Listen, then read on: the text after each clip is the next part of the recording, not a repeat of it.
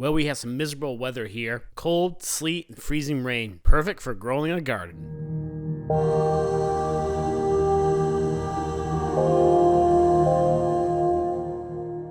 Alright guys, welcome back to the channel in the first video of 2020. I'm hoping the holidays were good for you and I'm excited to start off the new year.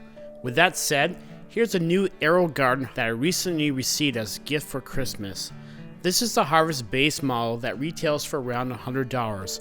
I'll leave a link below if you're interested in looking at it further or purchasing it. This is essentially a small hobby kit for home use growing for up to 6 items at once in the AeroGarden. AeroGarden itself is a leader in home-based hydroponic systems, and they make a variety of systems from small to large scale. With the Harvest model, it's a very easy setup and the product comes with good directions. Everything you need is in the box. No soil and no mess. The obvious benefits of a system like this is just about everything is provided for you. The equipment, the plant food, the seed pods. Setting up the equipment is very straightforward as per the directions. The grow light should be adjusted to about 4 to 6 inches over the pods. After that, one just needs to add water, the plant food, and of course the plant pods. As the plants grow, you'll just need to prune as appropriate and adjust the height of the lights. The AeroGarden uses just over 24 watts of power for the lights and circulation pump. Every 25 minutes, the circulation pump turns on for 5 minutes. Being an energy guy, I'm always interested in knowing how much power these devices use. 24 watts is not a lot of power.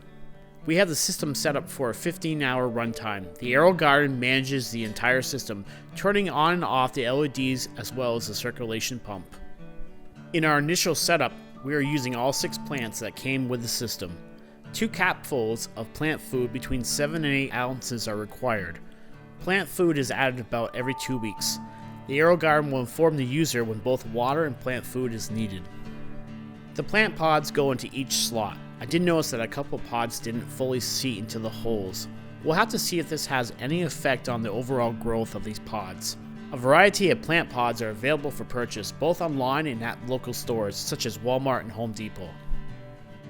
It must be noted that when purchasing a system such as the AeroGarden, you're pretty much locked into using their plant food and grow pods. That certainly isn't an issue for us since this is just a hobby kit. If I had a bigger system, I may want to shop around and use a variety of products from different manufacturers.